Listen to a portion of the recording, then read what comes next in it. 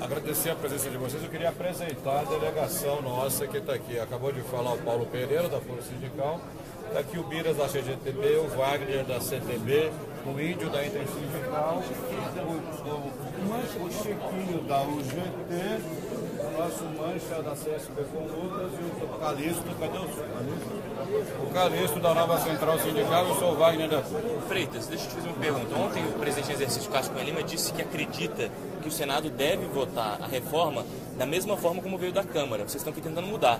Ele já disse isso. Você acha que de fato vai ter alguma mudança ou não? O que nós devemos dizer aqui para os senadores é que a Câmara, o Rogério Marinho, seus seguidores, já decretaram o seu fim quando eles propuseram as mudanças contra a vontade da opinião pública. Já deixou claro que não voltam em 2018 para ser parlamentares. Devemos dizer aqui para a Câmara Revisora que 80%, 85%, 90% da sociedade brasileira é contrária às reformas. E agora não é mais opinião do movimento sindical, o Instituto de Pesquisa é que diz. A Câmara está votando contra o interesse das pessoas, contra o interesse dos trabalhadores, contra o interesse dos eleitores, contra o interesse da sociedade. É um recado claro dos senadores de que essa reforma, da forma que está colocada, eu falo a reforma, porque é tudo igual, uma se completa com a outra, não pode passar, não tem apoio popular e seria um suicídio dos senadores da Câmara Revisora entrar na barca furada que a Câmara propôs. Nunca foi debatido em nenhum momento do Brasil, nas eleições passadas, nenhuma proposta foi essa que está acontecendo agora, de acabar com todos os direitos trabalhistas, previdenciários. Nenhuma das chapas, perdedora ou vencedora, colocou esse debate. Se nós temos eleições em 2018, se não tiver antes, por que não vamos deixar a população eleger seus senadores, deputados, presidente da República e depois votar num Congresso eleito, num presidente eleito pelo voto, trazer esses temas tão importantes para o Brasil? Por que fazer de afogadilho agora? A quem interessa, por exemplo, fazer a votação na Câmara sem passar por nenhuma comissão? A quem interessa aqui querer passar a votação para o Senado sem passar por nenhuma comissão, como Cássio Cunha Lima quis fazer? O que o senador Renan disse é uma coisa importantíssima. Ele não concorda com a proposta vinda da Câmara. Não acha que a proposta vinda da Câmara deva passar no Senado. E disse que vai fazer a discussão ouvindo todos os setores interessados nisso. Disse que é um debate importantíssimo demais e aconteceu na história do Brasil apenas nos governos totalitários e antidemocráticos é que ousaram propor medidas que retirassem direito dos trabalhadores da forma que retira agora. Ou seja, nós temos a impressão que no Senado, a nossa pressão é para isso. No Senado a coisa transcorra diferente na Câmara. Agora, independentemente, nós viemos aqui fazer esse alerta aos senadores. Agora, nós achamos que o movimento se organiza na rua. Nós fizemos a maior greve geral da nossa história. Não adianta tentar esconder. E os senadores nos disseram aqui, se continuar tendo pressão de rua do montante que teve a greve geral, obviamente que muda o humor e muda a votação no Senado. porque o povo na rua é que empurra a opinião dos senadores. Então é isso que nós vamos fazer. Nós vamos construir amanhã uma reunião na CUT, com todas as centrais sindicais, para divulgar qual será o nosso calendário. Mas que não vai fugir muito da ocupação de Brasília, né, quanto da votação da reforma da Previdência, de ir pressionar os senadores nos seus gabinetes, nos seus redutos eleitorais, nos seus estados. Há a possibilidade de construir-se uma outra greve, vamos discutir isso, não está definido, mas está na ordem do dia.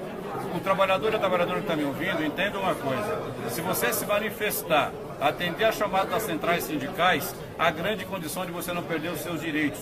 Porque senador, político, deputado, ele se move a partir da pressão popular. E a pressão popular, fica claro que eles vão ter que votar conosco e não votar com aqueles só que os financiam, porque não vou voltar aqui para virar senador e deputado depois. O resultado dessa conversa é isso: entender que essas reformas têm que ser retiradas, não é o momento adequado para isso agora, nós podemos fazer isso num outro momento, ou se vai se tramitar aqui no Senado, tramitar de maneira que entendam as propostas nossas e que não pode ser a reforma da forma que foi colocada. Ela não passará porque não é vontade da população. O Vira da CGTB querem privatizar até a Previdência, dizendo que ela dá prejuízo. Mas isso também é mentira! Nos últimos 10 anos, a Previdência só deu prejuízo 2 vezes, em 1984 e 1988. É uma estrutura altamente lucrativa e por isso eles querem privatizá-la. É apenas mais um lugar para onde o povo quer estender mais um de seus tentáculos. Eles dizem que as taxas de juros têm que ser mantidas altas para atrair capitais, porque existe um déficit público.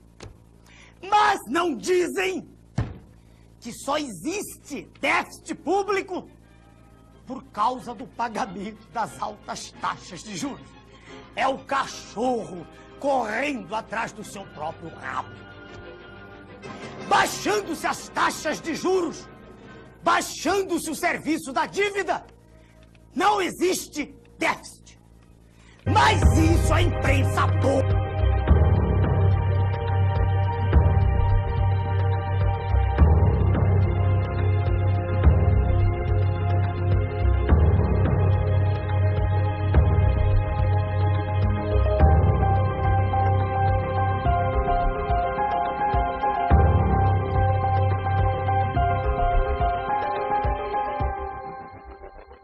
Existe em andamento um projeto maquiavélico de destruição do Estado brasileiro. Pretende-se entregar todo o patrimônio da nação, estatais, Banco do Brasil, bancos estaduais, subsolo, Amazônia, enfim, entregar tudo o que representa riqueza, riqueza verdadeira, para os donos do poder mundial. Dizem que isso é modernismo, que vamos ingressar no primeiro mundo, que o Estado deve ser o menor possível e que tudo que é estatal deve ser privatizado. Venderam-se, entre outras, a Usiminas, a segunda usina siderúrgica mais eficiente do planeta, e a Companhia Siderúrgica Nacional, símbolo da indústria brasileira. Todas essas vendas vêm sendo feitas a preço de banana e ainda são pagas com papéis públicos que estavam altamente desvalorizados. É um verdadeiro assalto à nação, feito às claras, e com a imprensa toda batendo palmas. Com o dinheiro arrecadado das privatizações, diz o governo, estaremos diminuindo a dívida interna do Brasil. Mas o curioso é que se vai vendendo tudo e a dívida interna está aumentando. Em março de 94, a dívida mobiliária era de 50,5 bilhões de dólares. Em julho de 94, com a implantação do real, foi para 59,5 bilhões de dólares. E, em julho de 95, com um ano do plano real, ela já estava em 82,2 bilhões de dólares. Então, para que servem as privatizações? Privatizações São negociatas que servem para transferir o formidável patrimônio público para uma minoria privilegiada de representantes legítimos do sistema financeiro internacional. O governo, sob o comando do sistema financeiro internacional, estabelece juros da dívida interna tão extorsivos que vão exaurindo as finanças públicas e vão quebrando as indústrias, destruindo a agricultura, aumentando o desemprego e criando, como diz o professor Adriano Benayon, doutor em economia pela Universidade de Hamburgo, na Alemanha, criando, sim, uma verdadeira economia de cemitério. O que eles pretendem é a demolição do Estado. Destruído o Estado, segue-se o esfacelamento da nação, fazendo com que o povo não acredite em nada que é nacional, com que perca a sua autoestima e que tenha vergonha de ser brasileiro. Daí a propaganda gigantesca a favor do Estado mínimo, de desmoralização das Forças Armadas, que são o braço armado do povo, e de destruição da família, que é a célula básica da sociedade. É a anulação de todos os nossos valores morais, é o deboche institucionalizado. Mas a nação é o povo, com o seu território, com a sua história, os seus costumes e com a sua língua. Eles querem destruir nossa nação. Com a desculpa de modernidade, de entrar no primeiro mundo, o que estão fazendo é destruir a indústria nacional. Esta é a verdade sobre o projeto neoliberal, que a imprensa podre não mostra. É conduzir o nosso povo, qual manada de búfalos, para o precipício, para a escravidão. É como se fosse um gigantesco octopus, com seus tentáculos, sugando todas as nossas riquezas e drenando-as para os donos do mundo. É a perda definitiva da soberania nacional. Meu nome é Enéas.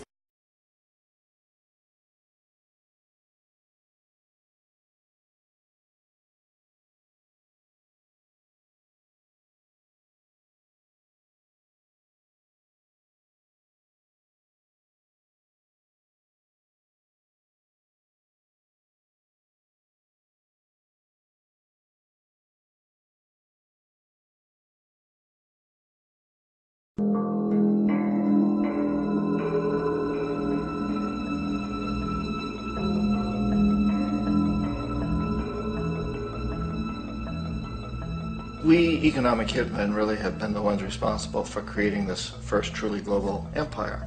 And we work many different ways.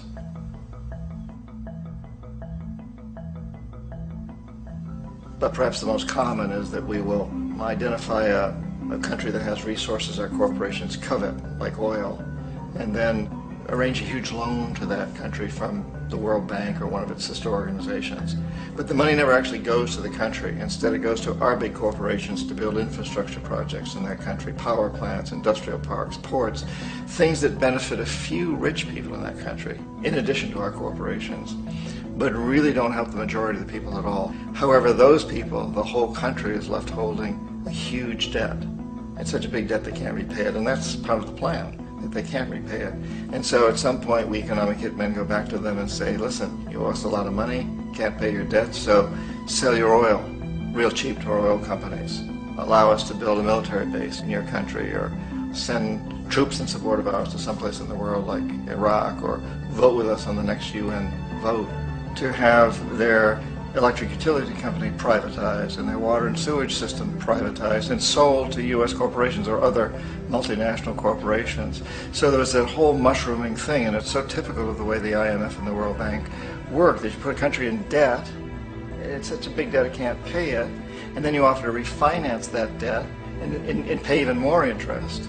And you demand this quid pro quo, which you call a conditionality or good governance, which means basically that they've got to sell off their resources, including many of their social services, their utility companies, their school systems sometimes, their penal systems, their insurance systems, to foreign corporations.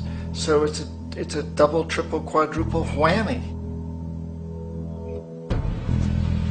The precedent for economic hitmen really began back in the early 50s when democratically elected Mossadegh was elected in Iran. He was considered to be the hope for democracy in the Middle East and around the world. He was Time Magazine's Man of the Year. But one of the things that he'd run on and began to implement was the idea that foreign oil companies needed to pay the Iranian people a lot more for the oil that they were taking out of Iran. The Iranian people should benefit from their own oil. Strange policy.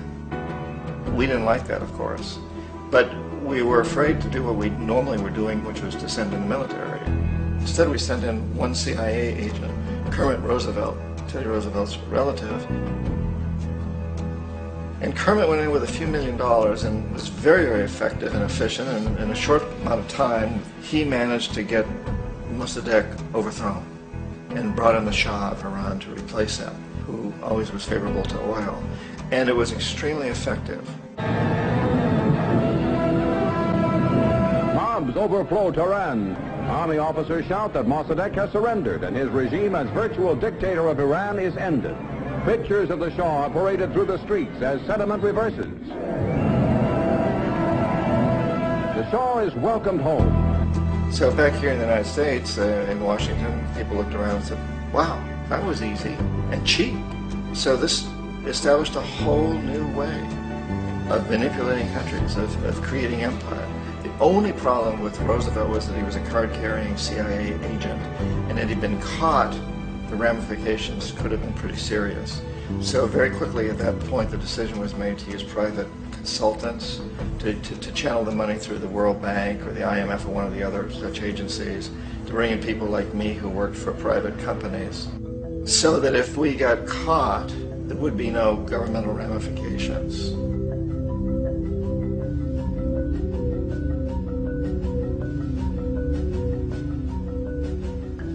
When Arbenz became president of Guatemala, the country was very much under the thumbs of United Fruit Company, the big international corporations. And Arbenz ran on this ticket that says, you know, we want to get the land back to the people.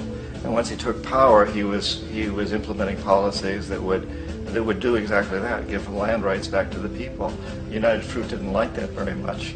And so they hired a public relations firm, launched a huge campaign in the United States to convince the United States people, the citizens of the United States, and the press of the United States, and the Congress of the United States, that Arbenz was a Soviet puppet, and that if we allowed him to stay in power, the Soviets would have a foothold in this hemisphere. And that, at that point in time, was a huge fear on everybody's mind, the Red Terror, the Communist terror.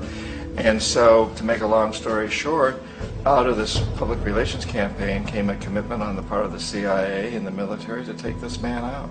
And in fact, we did. We sent in planes, we sent in soldiers, we sent in jackals, we sent everything in to take him out, and did take him out.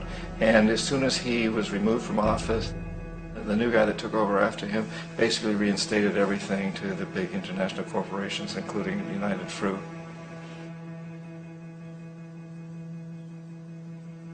Ecuador for many, many years had been ruled by pro-U.S. dictators, often relatively brutal. Then it was decided that they were going to have a truly democratic election. Jaime Roldos ran for office, and his main goal, he said, as president would be to make sure that Ecuador's resources were used to help the people. And he won, overwhelming, by more votes than anybody had ever won anything in Ecuador. And he began to implement these policies to make sure that the profits from oil went to help the people. Well, we didn't like that in the United States.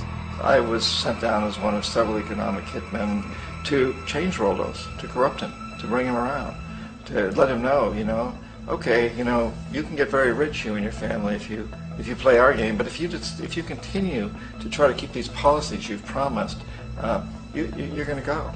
He wouldn't listen. He was assassinated. As soon as the plane crashed, the whole area was cordoned off. The only people allowed in were U.S. military from a nearby base and some of the Ecuadorian military. When an investigation was launched, two of the key witnesses died in car accidents before they had a chance to testify. A lot of very, very strange things that went on around the assassination of Jaime Roldos. I, like most people who've really looked at this case, have absolutely no doubt that it was an assassination. And of course, in my position as an economic hitman, I was always expecting something to happen to Jaime, whether it be a coup or assassination, I wasn't sure, but that he would be taken down because he was not being corrupted. He would not allow himself to be corrupted the way we wanted to corrupt him. Omar Torrijos, president of Panama, was, one of my favorite people. I really, really liked him. He was very charismatic. He was a guy who really wanted to help his country. And when I tried to bribe him or corrupt him, he said, look, John, he called me Juanito. He said, look, Juanito, I don't need the money. What I really need is for my country to be treated fairly. I need for the United States to repay the debts that you owe my people for all the destruction you've done here. I need to be in a position where I can help other Latin American countries win their independence and be free of this terrible presence from the north that you people are exploiting us so badly. I need to have the Panama Canal back in the hands of the Panamanian people. That's what I want. And so, leave me alone. Don't try to bribe me. It was 1981, and in May, Jaime Roldos was assassinated. And Omar was very aware of this. Torrijos got his family together and he said, I'm probably next, but it's okay because I've done what I came here to do. I've renegotiated the canal. The canal will now be in our hands. He just finished negotiating the treaty with Jimmy Carter. In June of that same year, just a couple of months later, he also went down in an airplane crash, which there's no question was executed by CIA-sponsored jackals. Tremendous amount of evidence that one of Torrijos' security guards handed him at the last moment as he was getting on the plane a tape recorder, a small tape recorder that contained a bomb.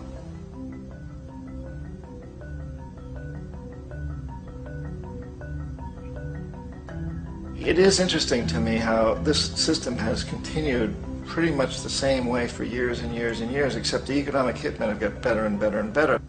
And then we come up with, very recently, what happened in Venezuela. In 1998, Hugo Chavez gets elected president, following a long line of presidents who had been very corrupt and basically destroyed the economy of the country. And Chavez was elected amidst all that. Chavez stood up to the United States, and he's done it primarily demanding that Venezuelan oil be used to help the Venezuelan people. Well, we didn't like that in the United States. So in 2002, a coup was staged, which there's no question in my mind, and most other people's minds, that the CIA was behind that coup.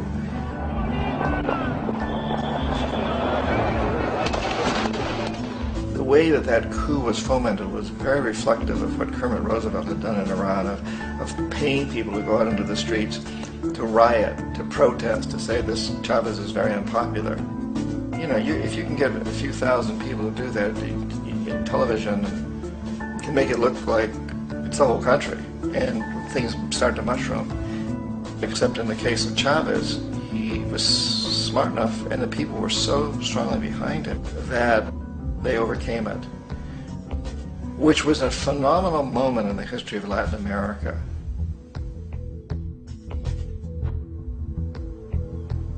Iraq actually is a perfect example of the way the whole system works. So we economic hitmen are the first line of defense. We go in and we try to corrupt governments and get them to accept these huge loans, which we then use as leverage to basically own them.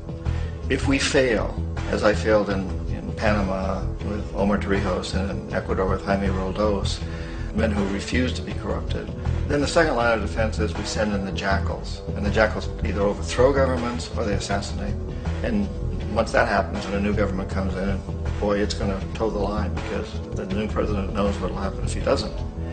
In the case of Iraq, both of those things failed. Economic hitmen were not able to get through to Saddam Hussein. We tried very hard. We tried to get him to accept a deal very similar to what the House of Saud had accepted in Saudi Arabia, but he wouldn't accept it.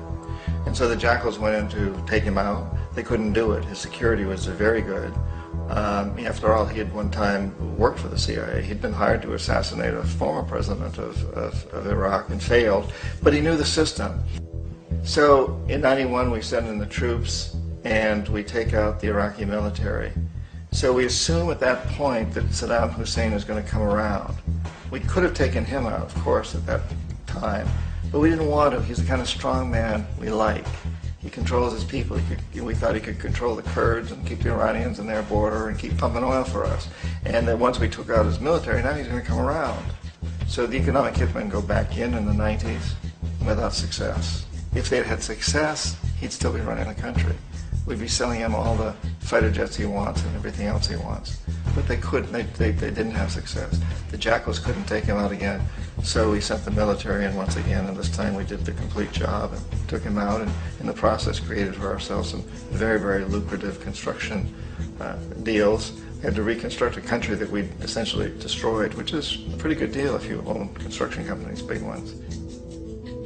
So, you know, Iraq shows the three stages. The economic hitmen failed there, the Jackals failed there, and as a final measure, the military goes in. And in that way, we've really created an empire, but we've done it very, very subtly. It's clandestine. All the empires of the past were built on the military, and everybody knew they were building them. So the British knew they were building them, the French, the Germans, the Romans, the Greeks, and they were proud of it. And they always had some excuse, like spreading civilization, spreading some religion, something like that. But they knew they were doing it. We don't. The majority of the people in the United States have no idea that we're living off the benefits of a clandestine empire, that today there's more slavery in the world than ever before. And then you have to ask yourself, well, if it's an empire, then who's the emperor? Obviously, our presidents of the United States are not emperors. An emperor is someone who's not elected, doesn't serve a limited term, and doesn't report to anyone, essentially. So you can't classify our presidents that way. But we do have what I consider to be the equivalent of the emperor, and it's what I call the corporatocracy. The corporatocracy is this group of individuals who run our biggest corporations, and they really act as the emperor of this empire. They control our media, either through direct ownership or advertising. They control most of our politicians because they finance their campaigns, either through their corporations or through personal contributions that come out of the corporations. They're not elected, they don't serve a limited term, they don't report to anybody. And at the very top of the corporatocracy, you really can't tell whether a person's working for a private corporation or the government because they're always moving back and forth. So, you know, you've got a guy who one moment is the president of a big construction company like Halliburton, and the next moment he's vice president of the United States, or the president who is in the oil business. And this is true whether you've got Democrats or Republicans in the office. You have to moving back and forth through the revolving door. And in a way, our government is invisible a lot of the time, and its policies are carried out by our corporations on one level or another. And then again, the policies of the government are basically forged by the corporatocracy and then presented to the government. They become government policy. So it's an incredibly cozy relationship. This isn't a conspiracy theory type of thing. These people don't have to get together and plot to do things. They all basically work under one primary assumption, and that is that they must maximize profits regardless of the social and environmental costs.